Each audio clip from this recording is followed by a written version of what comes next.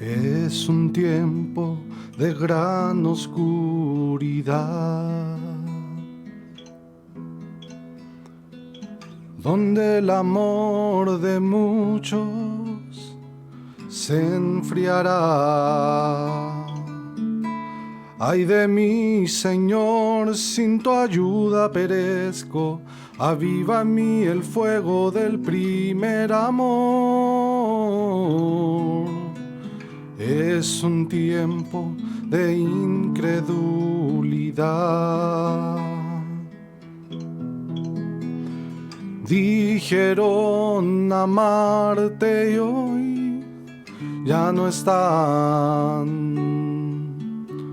El reino de los cielos se hace fuerte y solo los valientes lo arrebatarán. Se acerca el tiempo de la siega, la cizaña del trigo apartarás. Te pido que extiendas tu mano hacia mí, que quiero, Señor, estar en tu alfolí, porque eres todo lo que poseo, todo lo que deseo. Prendada mi alma está de ti, amor tan grande nunca conocí, porque eres todo lo que poseo, todo lo que deseo.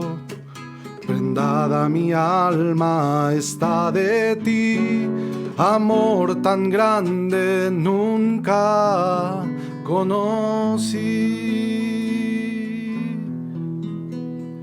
Es un tiempo de gran oscuridad,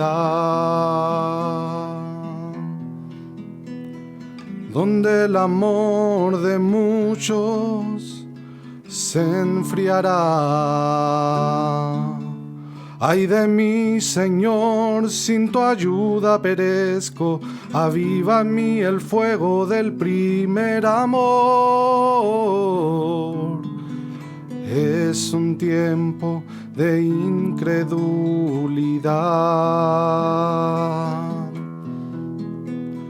Se manifiesta en gran manera la maldad, pero en todo lugar ya existe una novia. La apostasía ella no la vencerá. Se acerca el tiempo de la siega, la cizaña del trigo apartarás. Te pido que extiendas tu mano hacia mí, que quiero, Señor, estar en tu alfolí, porque porque eres todo lo que poseo, todo lo que deseo. Prendada mi alma está de ti, amor tan grande nunca conocí. Porque eres todo lo que poseo, todo lo que deseo. Prendada mi alma está de ti, amor tan grande nunca conocí.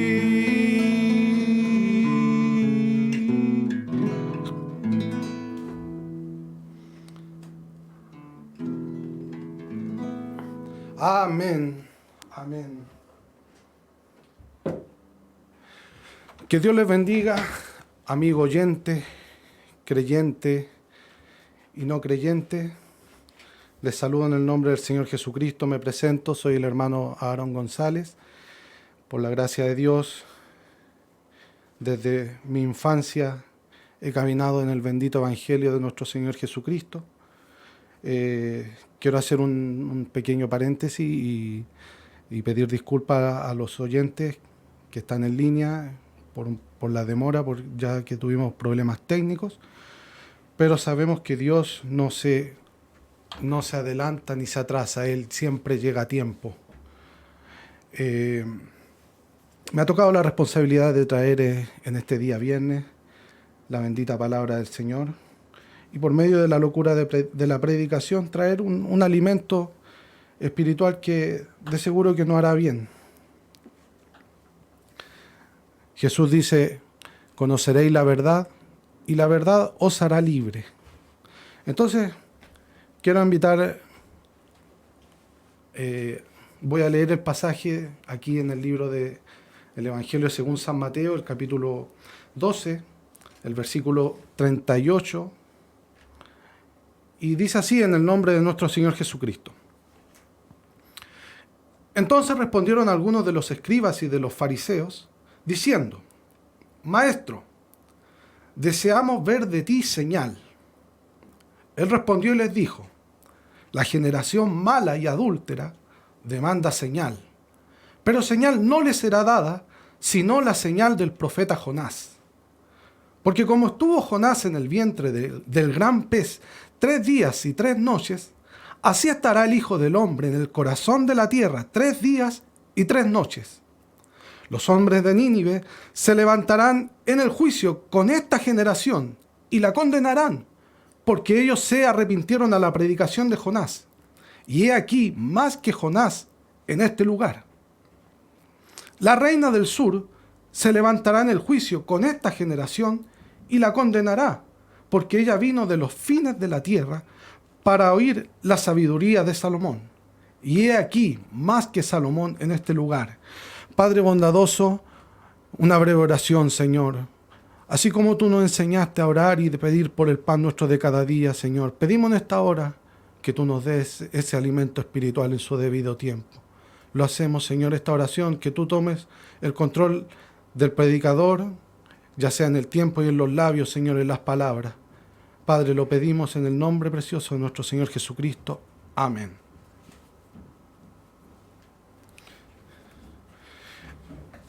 Los fariseos, habiendo visto este ministerio de este hombre llamado Jesús caminando sobre la tierra, ellos notaron que este hombre, este joven maestro, era muy diferente a los demás que había en Israel.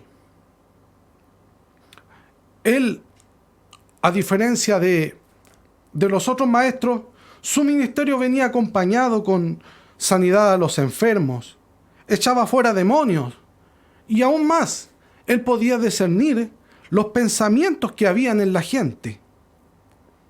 Eso causó, esa diferencia causó una confusión en los fariseos, porque ellos esperaban en ese tiempo el cumplimiento de la profecía en que los profetas allá en el antiguo pacto establecieron que vendría el Mesías hecho carne, Dios habitando en medio de su pueblo, en una forma humana.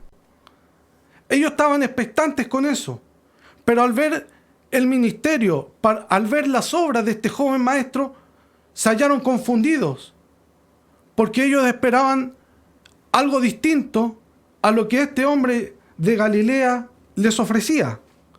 Aún así, este ministerio sobresaliente que acompañaba a Jesús en lo secreto, en lo privado, fue reconocido y autenticado por los fariseos.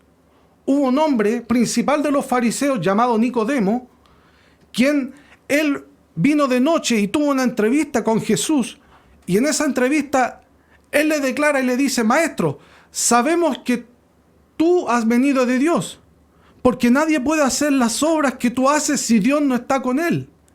En privado, todo el mundo religioso reconoció que este hombre era especial y que lo que él le había dado, lo que él traía, era un ministerio de Dios.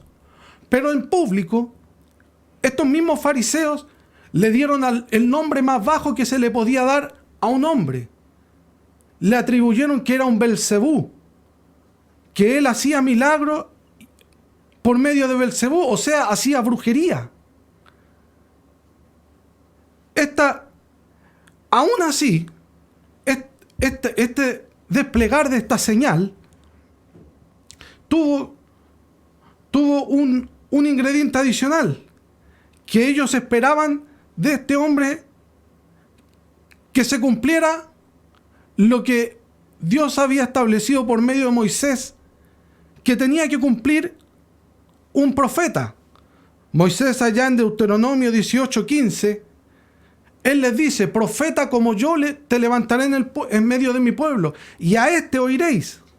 Entonces, cuando los fariseos y los escribas, aquellos que tenían la obligación de reconocer por medio de la Escritura a este hombre llamado Jesús y reconocer que él era el cumplimiento a todo lo que estaba escrito por los profetas, estos hombres desearon ver de él una señal y le dicen: Maestro, deseamos ver de ti señal. Jesús, este pueblo judío era conocedor. Ellos sabían que Dios, allá en el antiguo pacto, le había dado señales a los que se decían ser profetas. Moisés les dijo que si un profeta hablaba y eso no venía a cumplimiento, tal hombre fuera cortado del pueblo. Pero si llegaba a cumplirse, entonces Moisés le dijo: a este oiréis. Entonces, y los judíos, con esta formación, ellos, como dice el apóstol Pablo en 1 Corintios, capítulo 1, versículo 22, los judíos piden señales, mas los griegos buscan sabiduría. Entonces, los judíos estaban demandándole una señal a este hombre llamado Jesús, sin saber que esa persona que estaba delante de ellos era el cumplimiento, era la señal misma hecho carne para esa generación. Entonces él les respondió y les dice: la generación mala y adúltera demanda señal. Esto lo que está diciendo es el diagnóstico que había en ese mundo en ese entonces. Una generación mala y adúltera que demanda señal. Y recordemos una cosa, que toda escritura tiene una aplicación tanto en el pasado como en el presente y aún en el futuro. En el libro de Oseas, él dice: cuando Israel era joven, de Egipto llamé a mi hijo. Allá en la antigüedad el pueblo de Israel salió en un éxodo de Egipto. Aquí bajo el nuevo pacto, Jesús entra para sacar un remanente del pueblo judío. Y a nosotros en este día, Dios nos ha llamado y nos ha sacado de las denominaciones desde Egipto para traernos nuevamente a Canaán. Entonces, esta aplicación de esta escritura la podemos llevar directamente hoy en día, porque en este día también hay una generación mala y adúltera. Y esta generación mala y adúltera también está demandando una señal. Pero Jesús le dice, pero señal no les será dada, sino la señal del profeta Jonás. Él los lleva nuevamente hacia el antiguo pacto.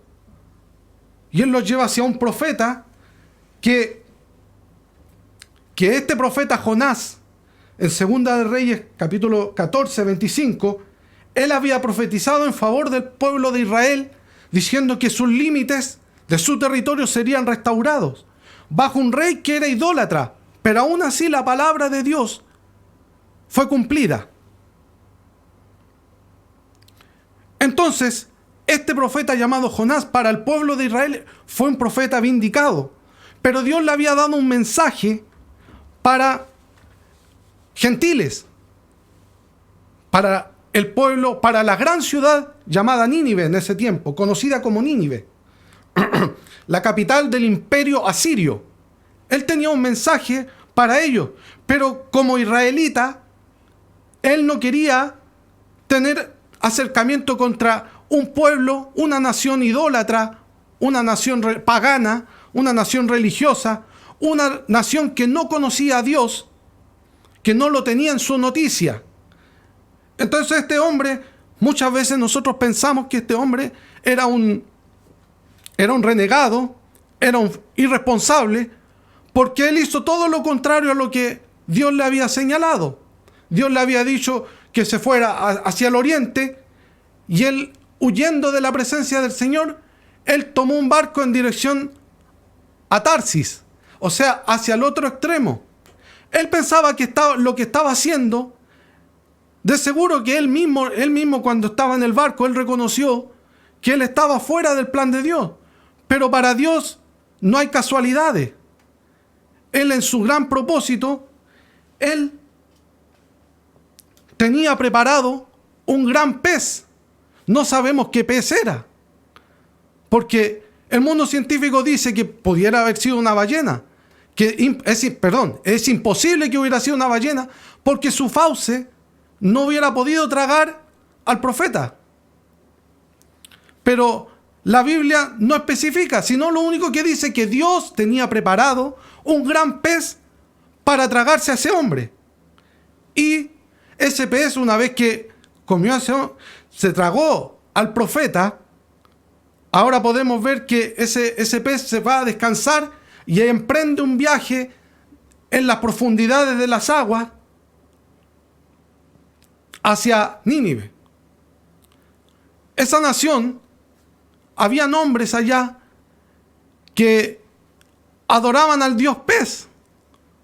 Ellos creían en eso. Habían pescadores en una isla que ellos adoraban a un dios en forma de pez. Y qué sorpresa fue para ellos que después de 3 días y 3 noches se encontraron con un hombre saliendo de la boca de un pez. Eso nos muestra que Dios tiene todo bajo control. Todo lo necio de este mundo es útil para Dios. Entonces, Jesús lo está llevando a ese cuadro de un profeta que allá en las profundidades del mar estuvo 3 días y 3 noches. Ese profeta, podemos ver que él sí estaba en grandes problemas, porque todo a su alrededor era el vientre del pez. Y por el cuello tenía la alga atada a su cuello. Y el pez estaba en problemas porque no podía digerir, no podía sus intestinos procesar eso que se había tragado. Era un problema para el pez y era un problema para Jonás, porque Jonás no sabía dónde él estaba. Entonces, sí, Jonás era un hombre que estaba en problemas, pero aún así, a pesar de esas circunstancias, Él vio todo ese diagnóstico que él tenía y él dice, todo esto es vanidad ilusoria. Y él, adentro del pez, él descansó en la oración de un rey que construyó un templo, un rey llamado Salomón, el cual él había orado y él había señalado que si alguien hubiera pecado, y se hubiera ido lejos, pero que cuando orare hacia el templo, él pidió a Dios que él oyera esa oración. Y Dios aceptó esa oración de ese hombre. Y en esa fe Jonás se basó para decir que mis ojos mirarán hacia tu templo. Él no sabía dónde estaba, pero su oración fue dirigida hacia ese lugar. Entonces, aquí podemos ver que Jesús le está llevando esta señal. Ahora bien, hablemos un poco de Salomón. Quiero hablar un poco de Salomón. Salomón era el hijo amado de David, el sucesor del gran rey David, un hombre conforme al corazón de Dios. Y Salomón, él, al comenzar su reino, Dios le había dicho, pídeme lo que quieras que te dé, y yo te lo daré. Y Salomón se vio que él era un hombre joven, y que tenía una gran nación por delante para gobernar. Y él pidió sabiduría. Y Dios le dice, ¿por cuánto has pedido sabiduría y no paz y no riquezas? Te daré sabiduría y te daré paz y riqueza. Y Dios levantó a ese rey y no solamente lo levantó, sino que Israel, todo el pueblo de Israel, reconoció y respaldó ese don. Y ellos, en la única vez en su historia, tuvieron una edad del milenio. En Primera de Reyes, el capítulo 4, el versículo 24.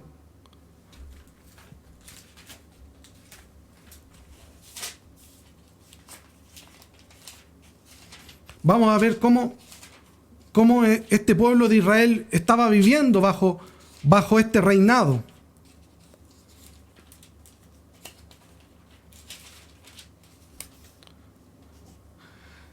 Dice, porque él señoreaba en toda la región oeste del Éufrates, desde Tifsa hasta Gaza, y sobre todos los reyes al oeste del Éufrates, y tuvo paz por todos lados alrededor. Su reino excedió los límites actuales que Israel posee en este día. Y no solo eso, Judá e Israel vivían seguros, cada uno debajo de su parra y debajo de su higuera, desde Dan hasta Beerseba, todos los días de Salomón. ¿Qué quiere decir esto? Que por este don y por aceptar ese don, Israel tuvo paz en todo su territorio. Cada uno vivía seguro y no solo eso. En el versículo 34 se nos dice que para oír la sabiduría de Salomón venían de todos los pueblos y de todos los reyes de la tierra, a donde había llegado la fama de su sabiduría. O sea, los enemigos, al ver que este don de discernimiento, que este don de sabiduría estaba en un hombre y que el pueblo había reconocido, estos reyes vecinos no se acercaron a hacerle guerra, sino más bien fueron a oír a este don. Y no solo eso, tributaron también en beneficio de este reino de Israel. Y estos reyes, al ir a visitar a Salomón, ellos recorrieron esas tierras contando del había oído lo que ellos habían visto. Y esta noticia llegó hasta ese lugar llamado Saba, que se nos dice históricamente que está al sur del desierto del Sahara, en África, donde allí había una reina, que cuando oyó que había un don, que Dios estaba allá en Israel, ella tuvo el deseo de ver con sus propios ojos cómo operaba ese don. Piénselo, ella estaba en un pueblo pagano, en un pueblo idólatra. Y ella, al oír ese don, tuvo ese deseo de conocer a ese hombre y de conocer cómo Dios estaba operando, cómo Dios estaba respaldando y cómo el pueblo respaldaba ese don. Entonces, ella lo primero que hizo fue pedirle permiso a su sacerdote y le contó acerca de ese don y acerca de ese hombre, acerca de ese rey, y le dice que quería conocer a ese hombre. Ella tuvo obstáculos porque su sacerdote le dijo: pero si aquí tienes ídolos, aquí tienes un templo. Sí, pero estos dioses no han hecho nada por mí, no han hecho nada por mi gente. Y yo oigo allá que hay un pueblo que vive seguro, hay un pueblo que está en paz, hay un pueblo que vive en abundancia. Y yo quiero ir a conocer ese pueblo y a ese rey. Su sacerdote no le dio permiso. Aún así ella fue, superó ese obstáculo. Luego ella organizó la caravana. Y cuando organizó la caravana, ella dijo: me iré a asegurar que este don, de que lo que he oído de este don es real o no es real. Y si es real, entonces todas las piedras preciosas, todos mis tesoros, los pondré para apoyar a ese rey. Y si no, bueno, me devuelvo con el dinero. Así que ella iba en una caravana con muchas riquezas. Allí en el desierto estaban los peligros de las fieras. Habían peligros de los mercenarios. Habían ismaelitas que asaltaban esas caravanas. Pero ella no miró esas circunstancias. Ella solamente preparó su viaje y emprendió esa caminata hacia Jerusalén. Y cuando emprendió esa caminata, mientras ella iba caminando, ella iba alimentándose de lo que había oído. A ella le llegó un libro, le llegó un libro, quizás con la ley de Moisés, para conocer cómo vivía ese pueblo y estudiar. Ella se fue interesando en saber algo más de ese pueblo sin haberlo visto. Ella se demoró 3 meses en caravana para llegar hasta Jerusalén. Y lo primero que ella hace fue asistir a una entrevista con ese rey. Ella le declaró todo lo que tenía. Este hombre quizás la escuchó y luego siguió adelante. Al día siguiente, ella quizás fue al templo, fue al culto. Y en ese culto se encontró con el pastor Salomón predicándole. Y cuando Salomón estaba predicando, todas las preguntas, todo lo que en ella, solamente ella y Dios conocían, todo le fue declarado. Ella vio obrar el discernimiento en acción. Y todas sus preguntas fueron respondidas. No hubo nada que haya quedado sin contestar. Y no solamente ella se conformó con eso, sino también ella vio cómo vivía el pueblo que respaldó ese don, cómo vivían los sirvientes, cómo vivían los gobernadores, cuál era la porción que ellos tenían. Ella vio la abundancia que había. Ella vio cómo se desenvolvía cada israelita en ese reino. Y al ver toda esa maravilla, cómo Dios estaba en ese pueblo, bajo el liderazgo del pastor Salomón, ella dejó todos sus tesoros que había traído y lo puso delante del rey Salomón. Usted me puede decir que esa reina se fue vacía. No, al contrario. También todo lo que Salomón le ofreció, todo lo que ella pidiera. Y esa reina y Salomón le concedió todo lo que esa reina le pidió. Amigo y hermano que está escuchando, con estos dos ejemplos, quiero decirle que cuando usted entra al Evangelio, Dios quiere una entrega total. Pero usted también tiene que asegurarse de llegar a la fuente correcta, de llegar a la fuente donde Dios es el mismo de ayer, hoy y por los siglos. Dios todavía tiene en este tiempo hombres de Dios con el don de sabiduría y con el don de discernimiento. Si usted quiere saber qué es lo verdadero y qué es lo falso, asegúrese de encontrar ese don que esté obrando en un hombre que le diga lo que usted y Dios sabe.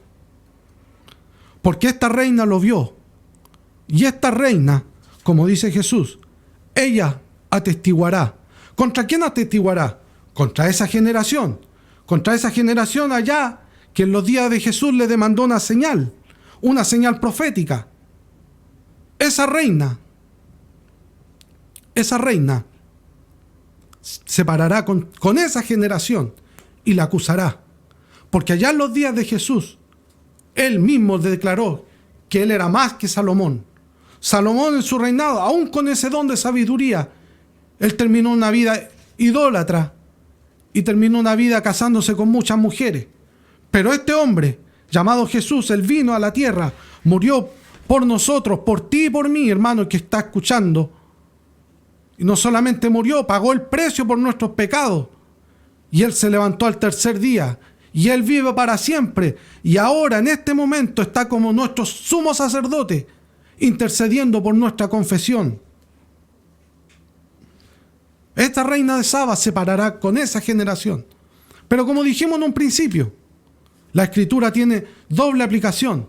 Porque en este día también hay una generación mala, hay una generación idólatra, hay una generación adúltera, hay una generación religiosa. En este tiempo, Dios dijo que en este tiempo final gente se amontonaría a oír fábula.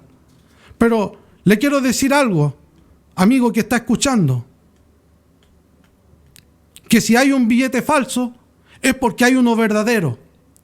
Yo le invito a asegurarse de encontrar el verdadero billete, porque ese billete verdadero trae consigo lo mismo que Dios había dado allí a Salomón. Pero ¿qué pasa? Que cada vez que la gente, en cada generación, Dios ha enviado señales espirituales, y cuando esta generación rechaza estas señales espirituales, ya no queda otra cosa más que juicio. Y para esta generación mala y adúltera, Jesús les dijo allá que les será dada la señal de Jonás. En este día, para esta generación, también es la misma señal, la señal de resurrección, que Jesucristo está vivo, que Jesucristo está en medio de un pueblo con obras vivas, que Jesucristo está en este día entregando un mensaje, una última llamada, para decirle: la puerta se está cerrando. Él está vivo en medio de su pueblo, Él está vivo en medio de... porque hay un ministerio, hay pastores, hay predicadores, hay dones en medio de la iglesia. Y no solamente hay dones, también el Espíritu Santo está presente en este día con nosotros, obrando y dirigiendo esos dones. Esas son mis palabras en este día. Que Dios les bendiga. Y este era mi mensaje para este día. La generación mala y adúltera hoy está demandando una señal. Y Dios le está dando en este día la señal de que Él nuevamente está vivo. Él allá en la historia, allá en el oscurantismo, la iglesia pasó un periodo de oscurantismo, pero vino un hombre Lutero trayendo justificación. Luego vino Wesley trayendo santificación, un poquito más alto. Vinieron los pentecostales trayendo los dones, nuevamente restaurando los dones a la iglesia. Pero en este día, la persona de Jesucristo está en medio de su pueblo. Que Dios les bendiga en esta hora.